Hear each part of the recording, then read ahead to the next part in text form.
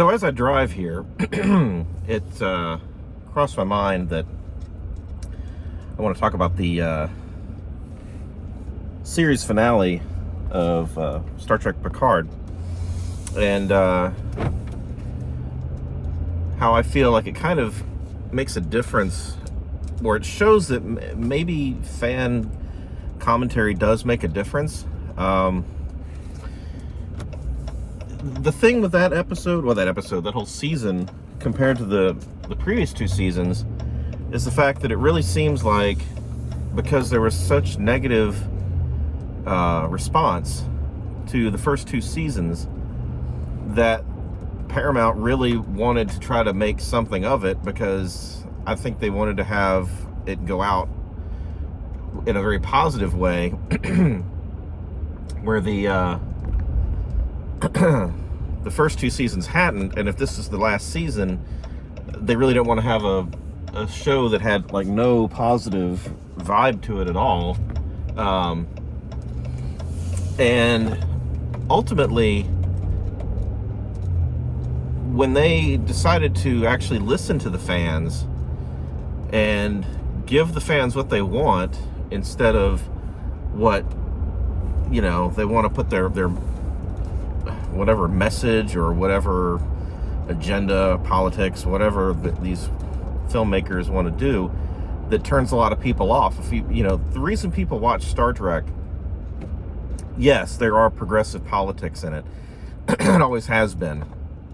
It's always been a vehicle for, messaging and ideals. And I mean, let's be honest, the Federation, or at least Earth in the Star Trek future, is a, socialist paradise. And it's because it's actually the only time something like that could work, because it's a post-scarcity society, with replicators and all that. There is no more hunger. They have all the disease cures and everything. So with, no need for, money or no one's hungry. Everyone has access to food and clean drinking water and everything else, and humanity can pursue higher ideals like science, and exploration of the stars, and, examination of the human condition and that sort of thing. So yeah, it works in that aspect, and that was always the idealized future that Roddenberry saw, which, it works great on a sci-fi show, sure. And maybe someday something like that will work, but, whatever. But anyway, that's neither here nor there. The point is, when you have a show that says the name Star Trek in it as the title, that means there are certain guarantees that people expect to have with something with that title, right? So, if I'm going to watch Law and Order, whatever, there are things I expect from, any show that has Law and Order in the title. It's going to have, the first part's going to be cops catching a criminal, for whatever. And then the second half is going to be the trial, right? And, if it's SVU, it's a sex crime or something like that. If it's regular Law and Order, it's going to be a murder or something similar, right? And it just depends. But really, you always have the same formula, and people like the formula, and that doesn't mean that people are dumb or that people need stuff spoon-fed to them. It's just, you like what you like, right? And you come to this series of shows, this intellectual property of Star Trek, and you expect to see certain things. You expect to see, starships and the Federation and transporters and Klingons and all those sorts of things, and you're expecting to see it in a more or less optimistic future where, okay, this guy's not going to go, an optimistic future where, everyone, for the most part, has all the mundane problems solved, and now it's all about solving our bigger issues, right? So there's little things that they've done with Star Trek, with the other shows, Discovery and the first two seasons of Picard, that really just don't ring true with Star Trek. I mean, Discovery does do it in a way I'm not fond of, but I mean, they do hit certain notes, right? You've got starships, you've got Klingons. You've got, which they improved them as it went on, and from the trailer that we just saw for Strange New Worlds Season 2, it seems like they've learned their lesson on that, because we're getting our classic, motion picture and on Klingon look. Which again, side note for a second, I could be, completely nitpicky about that and say that the Klingons in the Strange New Worlds era should not have the ridges because they didn't have them back during when the show, the original series was on. But that's being pedantic. It's fine. I mean, if you want to hand wave away and say some of them had the augment virus and that's why they had the smooth heads, and other ones didn't have the augment virus, that's why they look like normal Klingons, that's fine. I don't really care. I just want them to look and act like Klingons, not those weird blue monsters that we had in Discovery Season 1 and 2. Anyway, that's beside the point.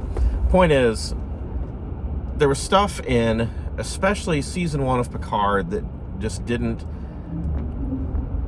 ring true as a Star Trek show. And I think some of it was Picard, the character, because the character, I think they allowed Patrick Stewart, the actor, to bleed too much into Jean-Luc Picard, the character. And it was a little bit too much of Stewart's own philosophies, ideologies, what have you.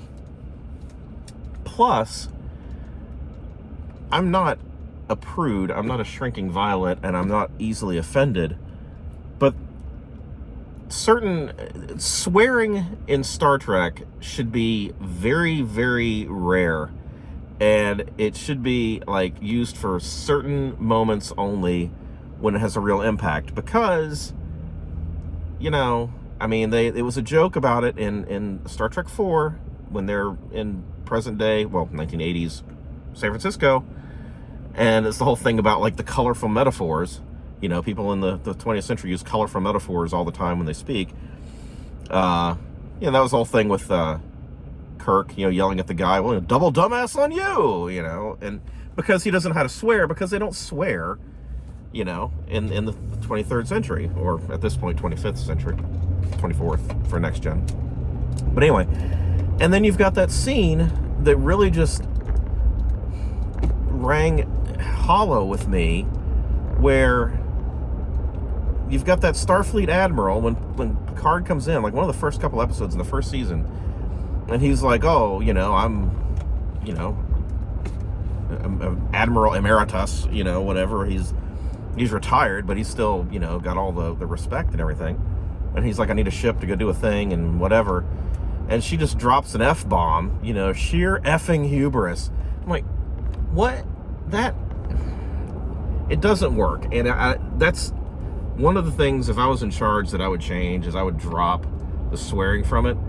They do swearing in Lower Decks too, the cartoon, but one, that's a comedy, and two, they bleep it, and it actually makes it funnier. So, to me, that one's forgivable because it's a comedy show. I mean, it's a really good show, and it is actually very faithful to Trek. And if you're a hardcore fan, they poke fun at all the stuff that we know and love, but in a loving way, and it's you can tell it's made by somebody who loves the franchise. But anyway, back to Picard. The first two seasons were just not good, and nobody really seemed to like it at all. I didn't really know anybody that liked it. Discovery has its fans and everything else.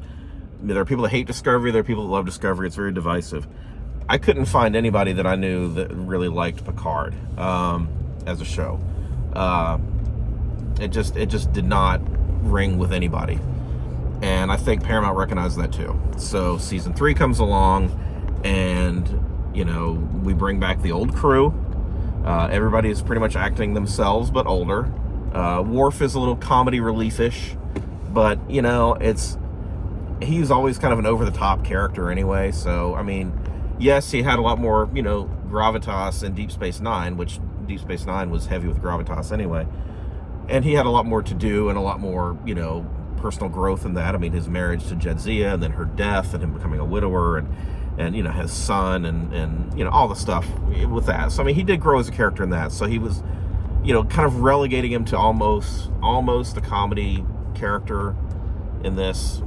I don't consider it disrespectful of the character, but it seems like they needed somebody to kind of be the mood lightener, and he was the most logical one for that to fit. And it was fine. It was great seeing Worf back, and I don't feel like it was a disrespectful treatment of the character or anything like that. But anyway, so you get everybody back together, you get them on the Titan, which was Riker's ship, and you go through all the stuff, and then you bring back the Changelings, and you bring back the Borg. And I know some people don't like the Borg being overused. I think they're overused because they brought them back in, technically both the previous seasons of Picard, but especially the second season.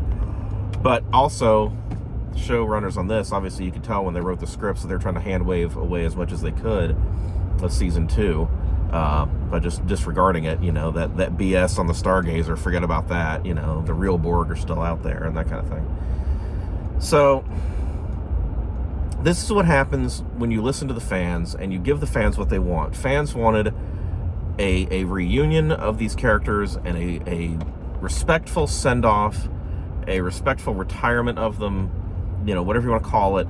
And it was really good because, for those who haven't seen it yet, I'm not going to go into details, but, Next Gen, the series ended with them playing a poker game, but it was still like another day at work, right? They were still going to go off and do other things. We just weren't going to be watching them anymore. And then you had the movies, Generations and First Contact and Insurrection and Nemesis. And those were really good. I liked all of them. I know some were better than others. I liked Nemesis a lot, actually. I know I'm kind of, out on a limb with that one, but I liked it a lot. But it didn't feel like technically the last movie of the Next Gen. It didn't feel like a conclusion for them. Yes, Riker was going off to be on the Titan with Troy, and Data was gone, and, that kind of thing. But at the same point, it still felt like there could still be other stories. And from what I understand, there was supposed to be, had Nemesis done better, there was supposed to be a big grand finale movie that was going to kind of bring everybody in. It was going to have the Next Gen characters, it was going to have the Voyager characters, Deep Space Nine characters that were still around, and have them all kind of team up in like a big Avengers style, Star Trek movie, which would have been great. But, Nemesis didn't do well, so, they kiboshed that. But it wasn't really an ending, right? It wasn't really and they lived happily ever after, right?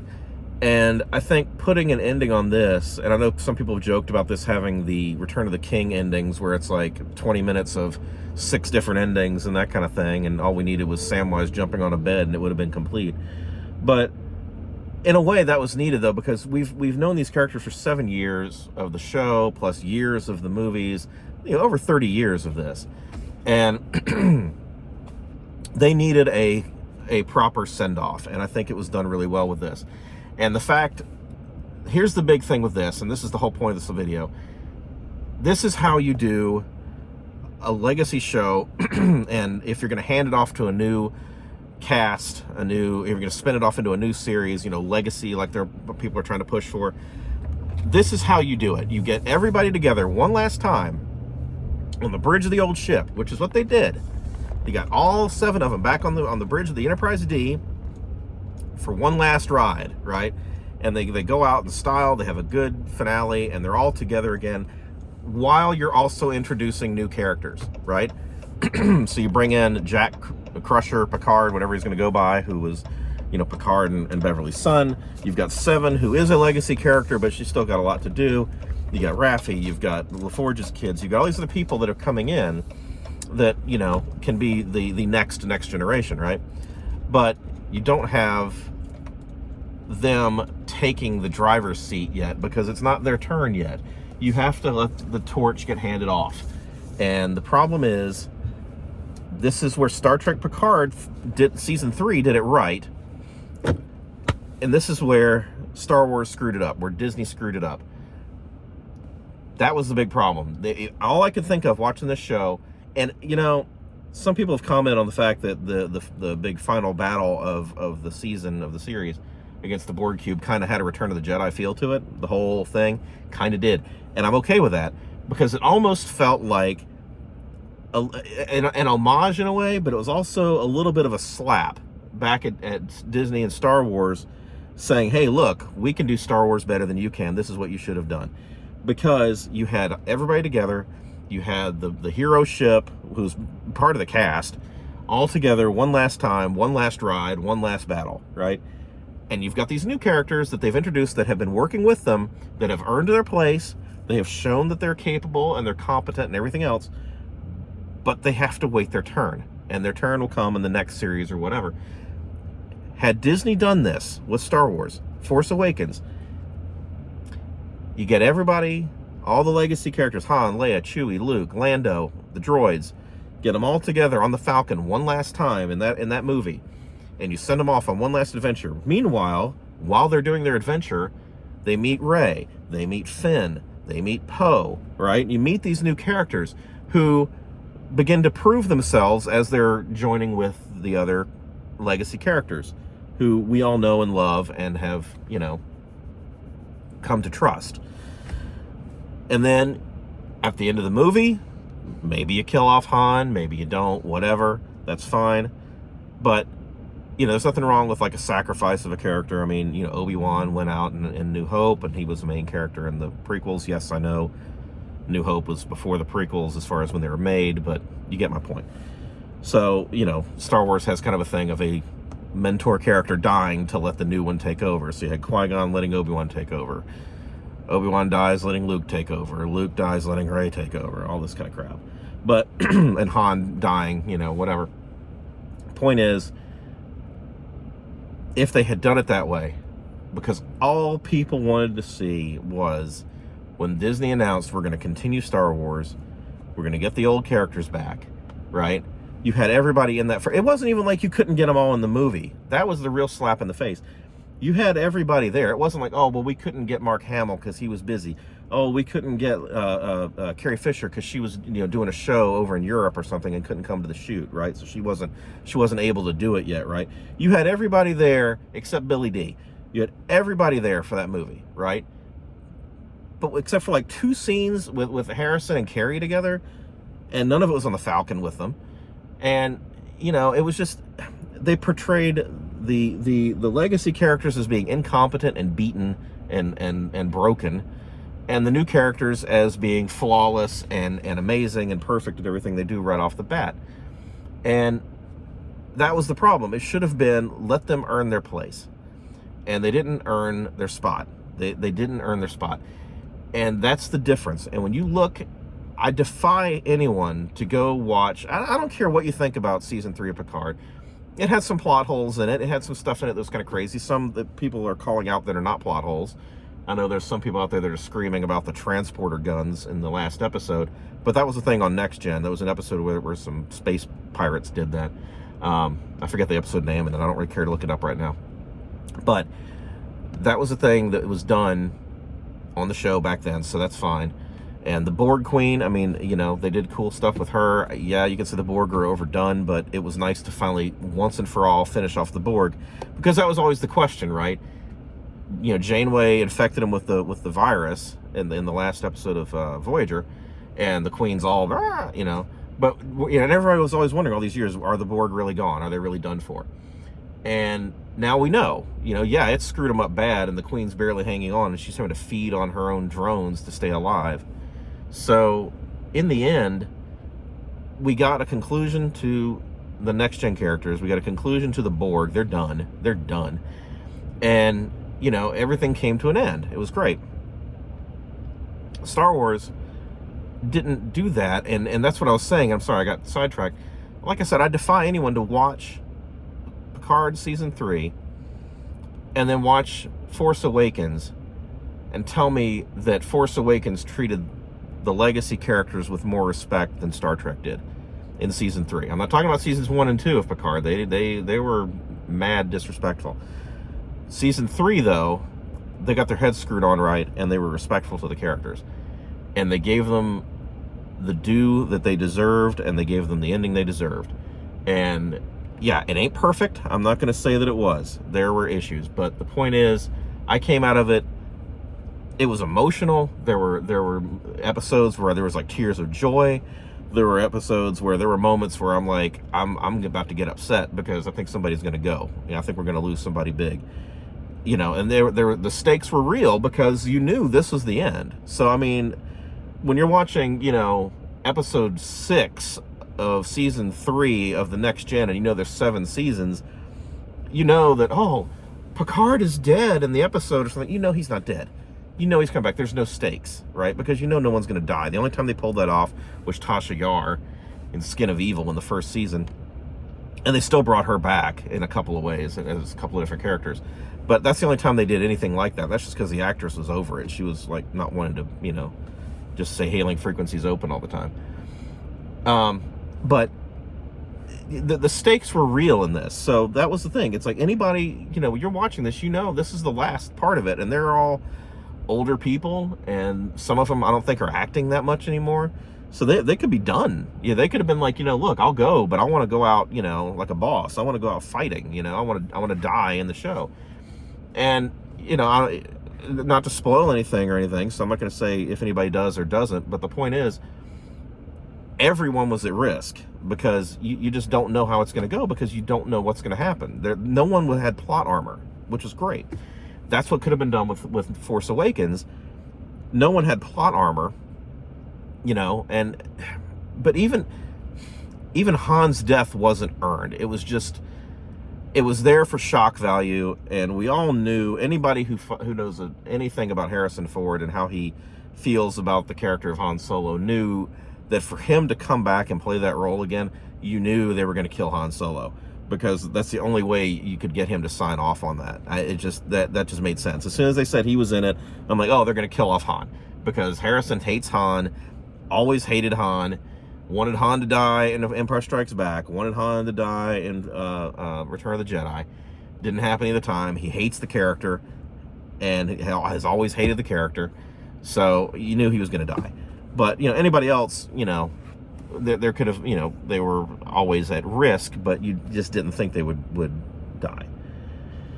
But with this one, it was just totally different. But the point being, and I've rambled on too long, I've gotten to my destination now, but point is, people in these film companies and these streaming services, Paramount, first off, thank you to Paramount.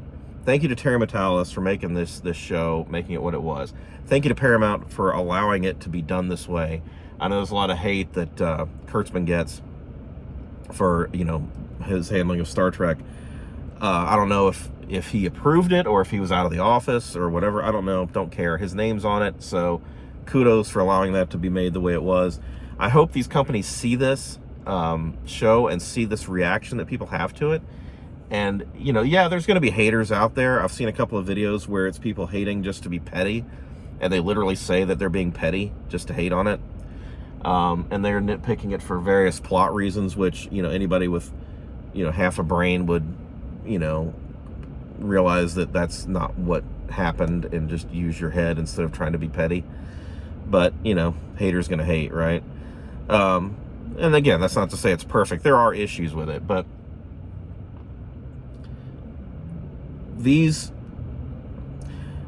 we're learning now as a society that if you don't like something and you don't buy it, these companies do feel it. They do notice it. And I think that's what was happening with this. I think Star Wars is a lost cause. I don't know what to say about that. I think they have gone all in on whatever it is they're trying to do over at Disney, and they're committed to whatever course of action they're on. I have been a Star Wars fan since I was 6 years old. In 1977, going to see New Hope in the theater. Before it was episode 4, it was just a New Hope. And I was hooked from moment one. And I have been a diehard, unapologetic fan. I'm, 51 now? So, for 40 plus years of my life, I have been a dyed-in-the-wool, ride or die Star Wars fan. And the sequels shook me. But I still stayed with it. First season of Mando, I liked.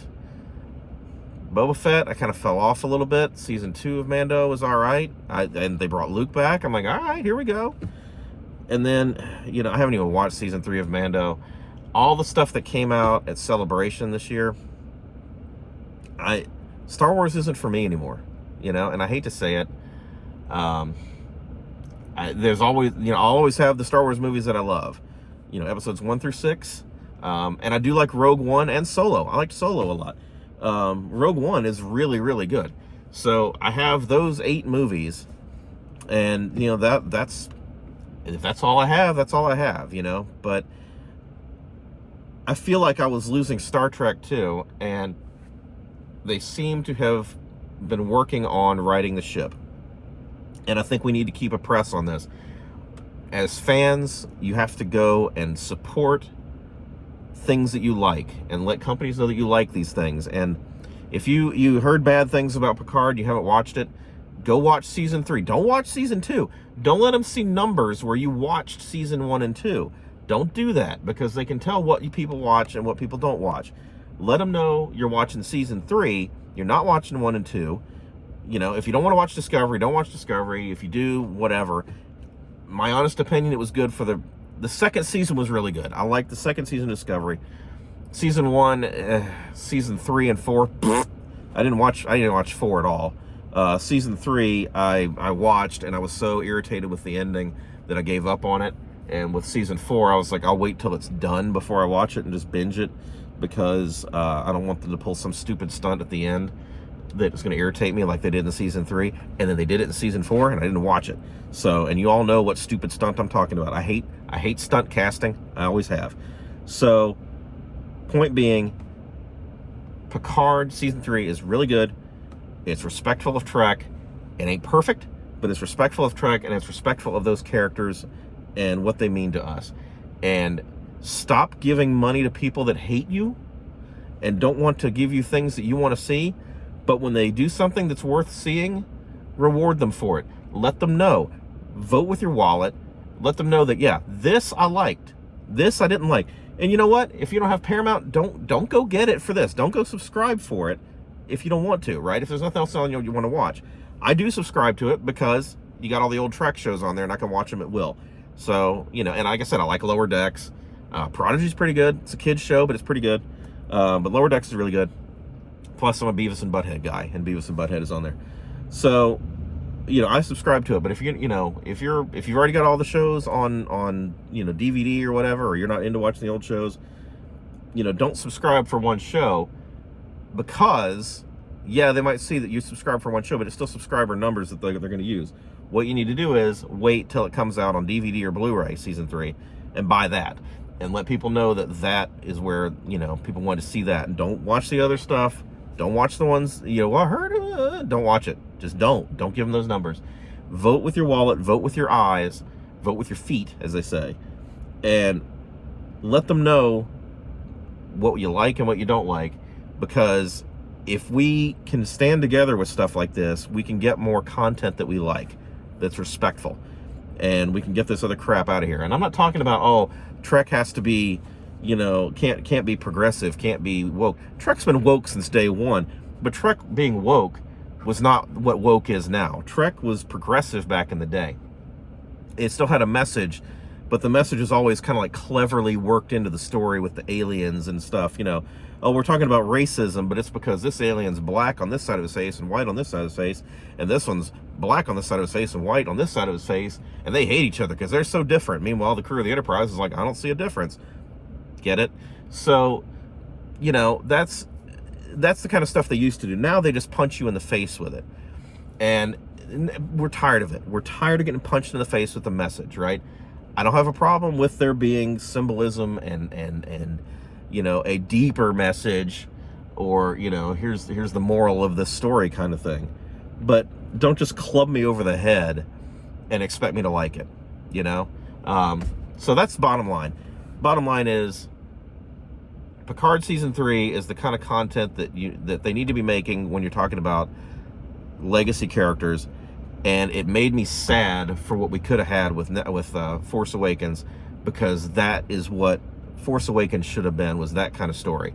There's no reason why we could not have had Han, Luke, Leia, Chewie, Lando, the droids, all in the cockpit of the Falcon, manning the gun turrets, sitting around the chessboard one last time for one last movie where they get to do stuff together, and you've got, you know, Rey and Finn and whatever hanging out, coming along for the ride, doing stuff. Rey's doing engine maintenance stuff. You know, Poe's got his X-Wing doing his thing. You know, Finn is manning a gun turret or whatever. That's fine. Let them do their thing. Let them become the characters they need to become. But when you just shovel them in and then cast aside the legacy characters, and not only cast them aside, but make them incompetent and broken husks of what they were. You know, you've got Luke, who gave up on everything. You've got Han, who's an absentee father, you know, and abandoned everything to go off bumming around, being a smuggler again. It just didn't make any sense, and it was very disrespectful of the characters, and it's not what any of them would have done. Leia being the only exception, she would have stayed in politics and running the show in the Republic like she did. So she was okay. Lando, I mean, he was barely in the third one. It was great seeing him again. They didn't shit on him, and they didn't kill him off, so I was happy about that. But he didn't get to do much, you know, but at least he got to fly the Falcon again. That was cool.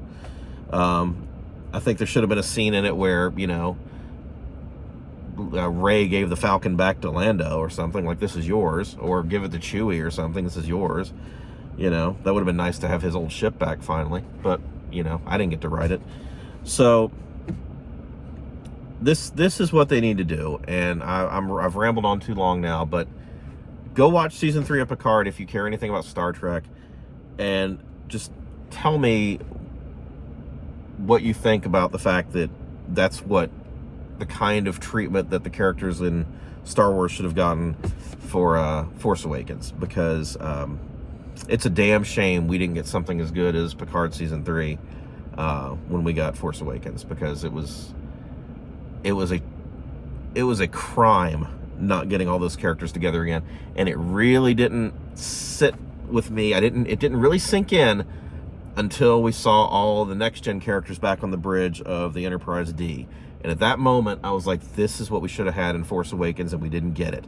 And I won't forgive Disney for that. So, anyway, take care of yourselves. Like, comment, subscribe, share, etc., etc. Let me know what you think, and y'all take care.